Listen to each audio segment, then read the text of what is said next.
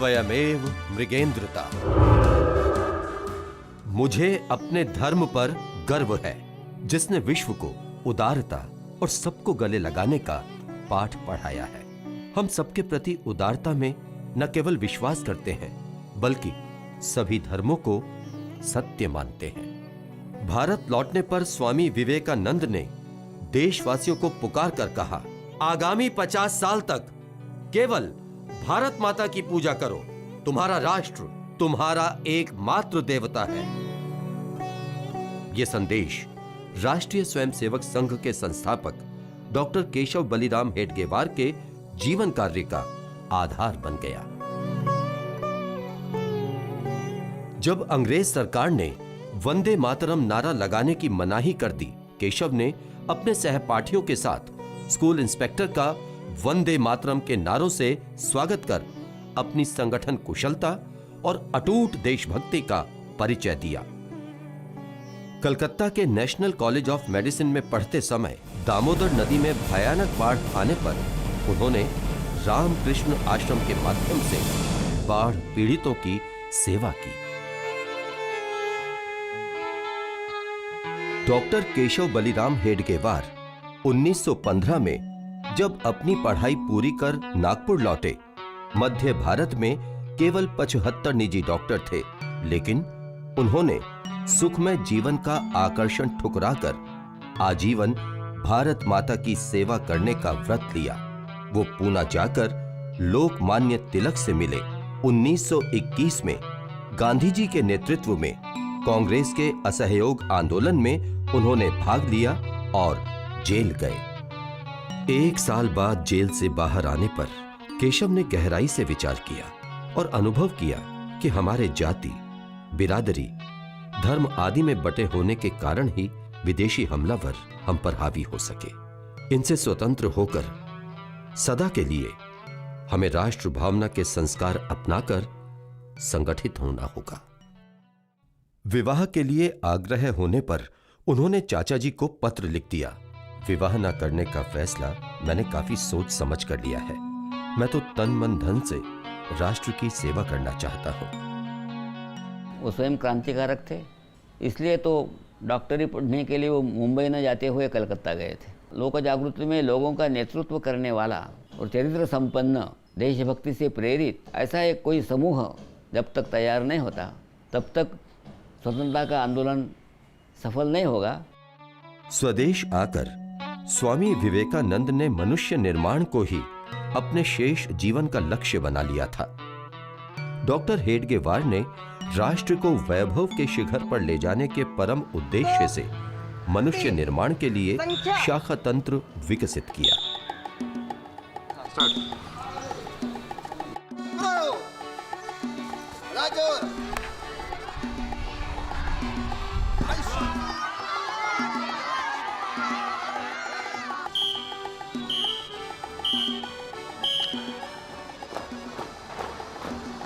शिवाजी का नाम किस किस ने सुना आपने यहाँ से? हम विजय की ओर बढ़ते जा रहे, हम विजय की ओर बढ़ते जा रहे। राष्ट्र निर्माण हेतु व्यक्ति निर्माण, उसको हम मानव निर्माण कहते हैं। और इस प्रकार विशेष करके आज के वातावरण में जब पुरानी शिक्षा पद्धति जो अंग्रेजों ने लागू की, जिसके कारण भारत में अराष्ट्रीयकरण हुआ, स्वार्थी जन उनका उदय हुआ, उस स्थान पर एक वैकल्पिक राष्ट्रीय राष्ट्रनिष्ठ एक शैक्षिक व्यवस्था चाहिए। उस व्यवस्था का नाम है संघ में बौद्धिक विभाग। इसके द्वारा राष्ट्र निर्माण के लिए योग्य व्यक्ति हम बना सकते हैं, उसको हम कहते हैं व्यक्ति निर्माण। नमस्ते सदा वत्सले मां। शाखा के अंत में मातृभूमि को नमन और मातृभूमि के लिए जीवन उत्सर्ग करने का संकल्प लेने के बाद परमेश्वर के जिस काम को करने के लिए हमने कमर कसी है, उसे पूरा करने के लिए अजेय शक्ति, विशुद्धशील ज्ञान, वीर व्रत और अक्षय ध्येय निष्ठा, ये 5 गुण हम भगवान से मांगते हैं और फिर उनके आशीर्वाद से हमारी विजयशालिनी संगठित कार्यशक्ति अपने इस राष्ट्र को परम वैभव की स्थिति में ले जाने में अतीव समर्थ हो, ऐसी कामना करते हैं। महाराष्ट्र के बाहर संघ की पहली शाखा बनारस हिंदू विश्वविद्यालय में भैयाजी दाणी द्वारा शुरू की गई। 24 वर्षीय प्राध्यापक माधवराव सदाशिवराव गोलवलकर ने 1930 से इस शाखा में आना शुरू किया। बनारस से नागपुर लौटने के बाद 1936 में बिना किसी को बताए माधव सारगाछी आश्रम चले गए और वहां उन्होंने स्वामी रामकृष्ण परमहंस के शिष्य और स्वामी विवेकानंद के गुरु भाई स्वामी अखंडानंद की अनन्य निस्वार्थ सेवा कर उनसे दीक्षा ली। 1937 में माधवराव इस अनुभूति के साथ नागपुर लौटे कि जो कार्य स्वामी विवेकानंद द्वारा 1897 में स्थापित किए गए रामकृष्ण मिशन द्वारा आध्यात्मिक क्षेत्र में हो रहा था, उसे ही राष्ट्रीय स्वयंसेवक संघ द्वारा लौकिक जीवन में उतारने का प्रयत्न किया जा रहा था।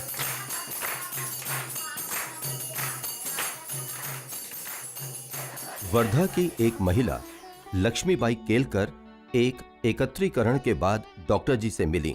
आप युवा बच्चों को जो शिक्षा देते हैं वही लड़कियों और महिलाओं को क्यों नहीं देते? डॉक्टर जी ने कहा, अभी हमने ये काम पुरुषों तक सीमित रखा है। आप ये काम महिलाओं में करने को तैयार हो तो आप्पाजी जोशी आपकी मदद करेंगे। और फिर 25 अक्टूबर 1936 विजयादशमी के दिन राष्ट्र सेविका समिति की स्थापना हुई। राष्ट्र सेविका समिति अपना शाखाओं में शारीरिक, मानसिक और बौद्धिक का प्रशिक्षण के माध्यम से उनमें आत्मविश्वास और देशभक्ति जागृत करते हैं।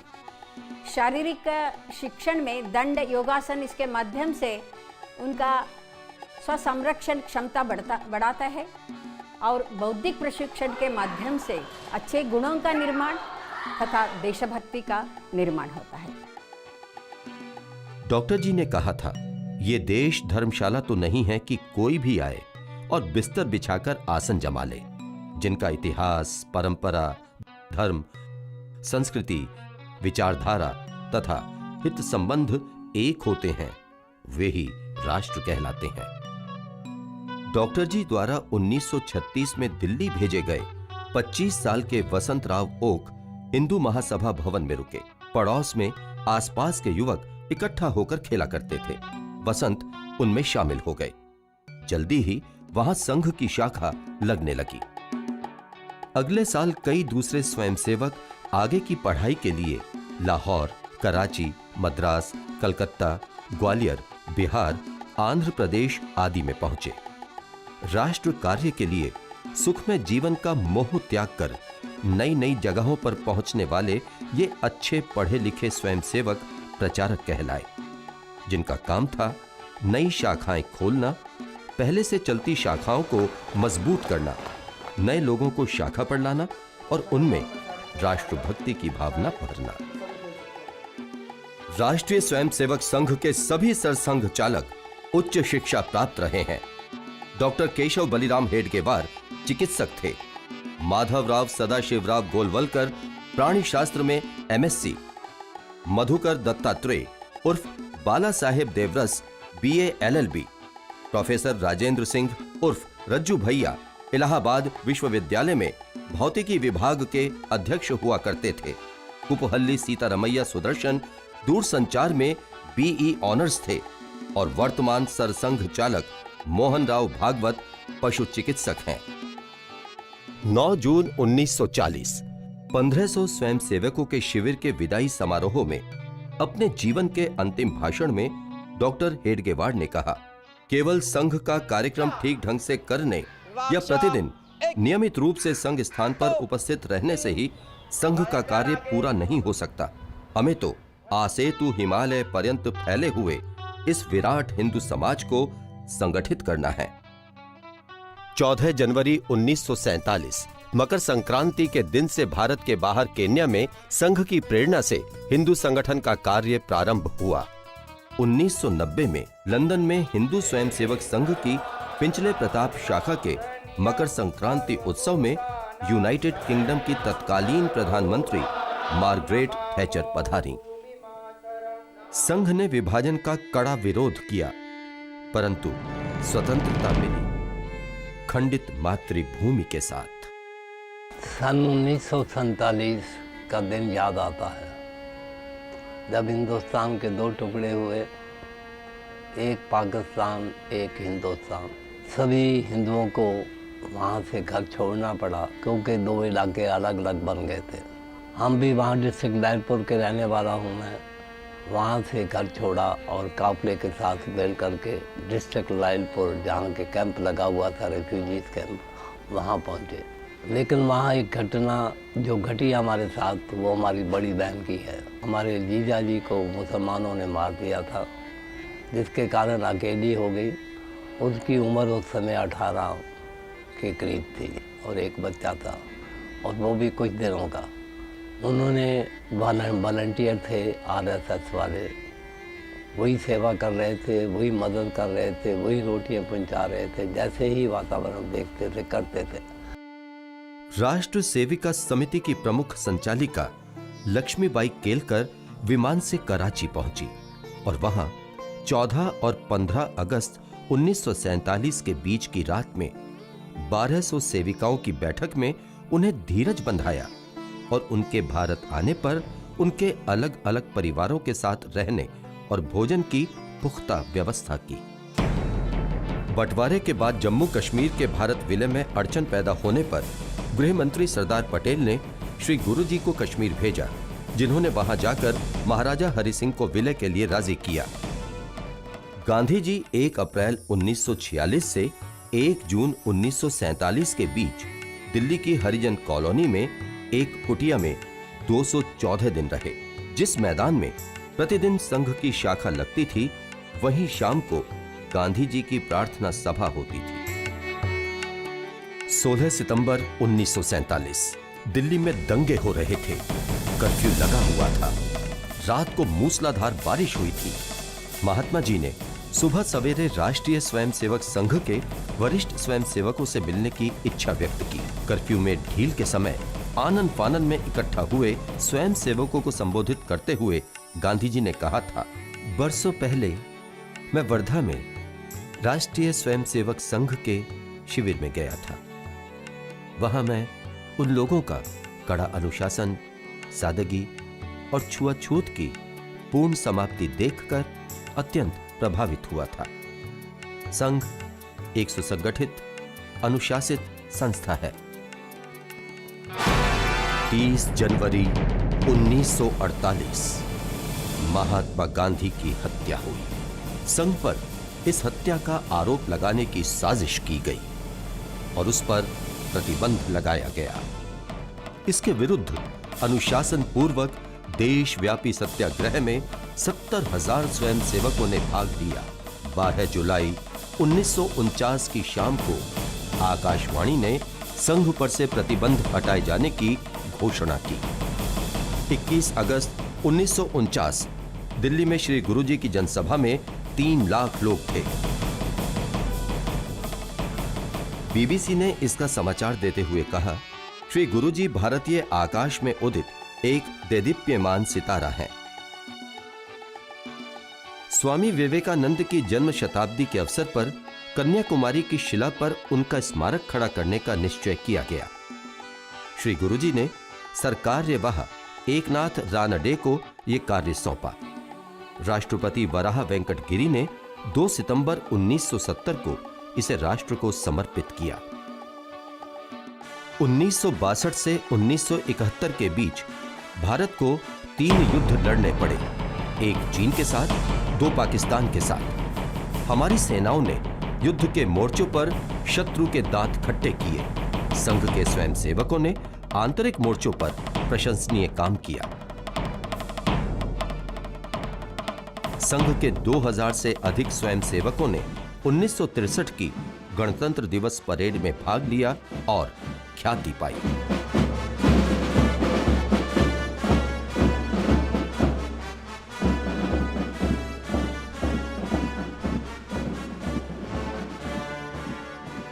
1965 के भारत पाक युद्ध के समय प्रधानमंत्री लाल बहादुर शास्त्री द्वारा बुलाई गई एक आपात बैठक में एक नेता द्वारा आपकी सेना ऐसे शब्द कहने पर श्री गुरुजी ने उन्हें स्पष्ट शब्दों में खड़काया, सेना किसी अन्य देश की नहीं है, भारत की है, अपनी सेना कहें। 1964 श्री गुरुजी के प्रयासों से बंबई के संदीपनी आश्रम की एक बैठक में विश्व हिंदू परिषद का गठन हुआ।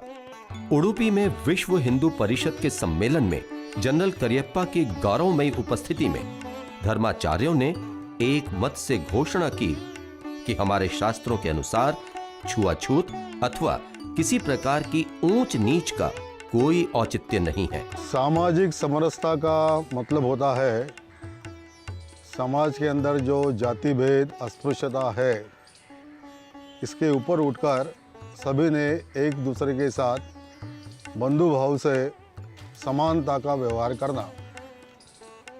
वैसे देखा जाए तो राष्ट्रीय स्वयंसेवक संघ के काम में संघ के प्रारंभ से ही समरसता का भाव है।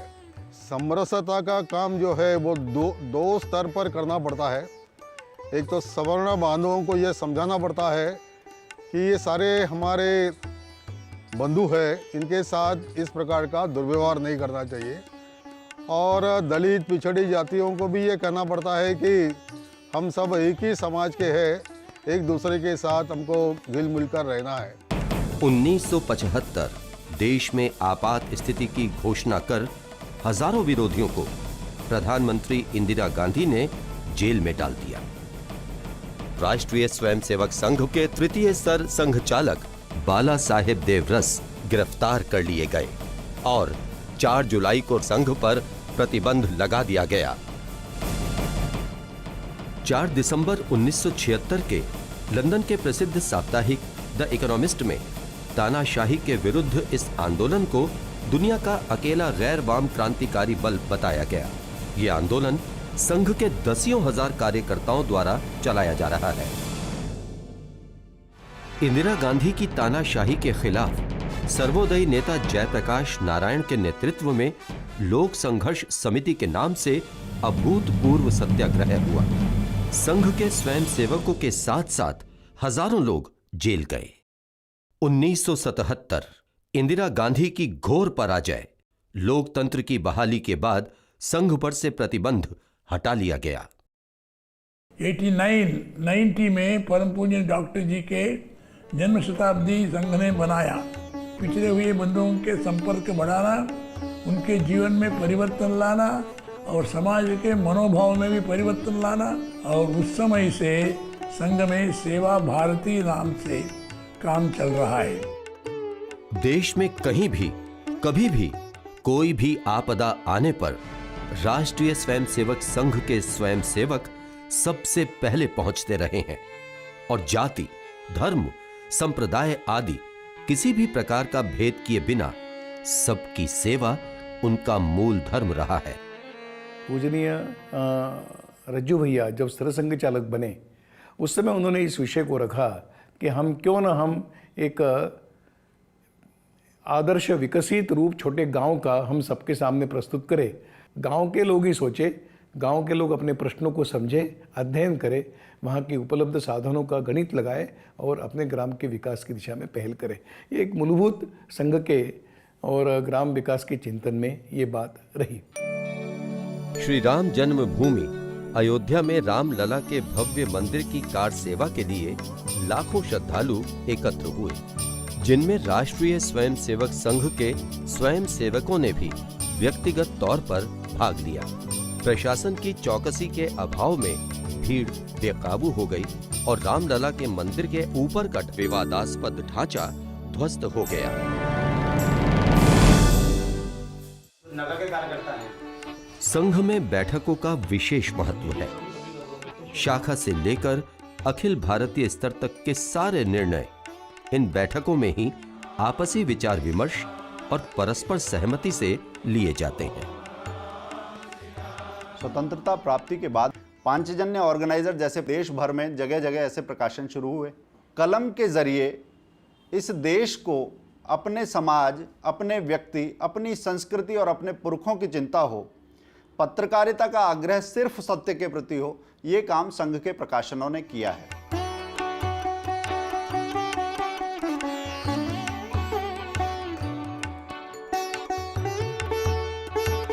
स्वामी विवेकानंद के विचारों से अनुप्राणित होकर उसको साकार करने का तरीका है राष्ट्रीय स्वयंसेवक संघ। स्वामी जी ने यही कहा है।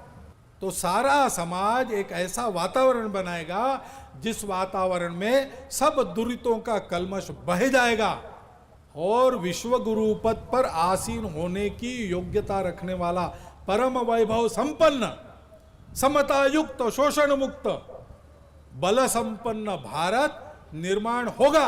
अवश्यंभावी है, कोई रोक नहीं सकता इस ताकत को। और इसलिए अपने सामने कर्तव्य है। उस कर्तव्य का निर्देश हमको स्वामी विवेकानंद जी ने दिया है। उन्होंने कहा था, उत्तिष्ठत जागृत प्राप्य वरान निबोधत। उठो, जागो, और जब तक लक्ष्य प्राप्ति होती नहीं तब तक रुको मत। यानी लक्ष्य प्राप्ति का संकल्प मन में लेकर चलते रहो।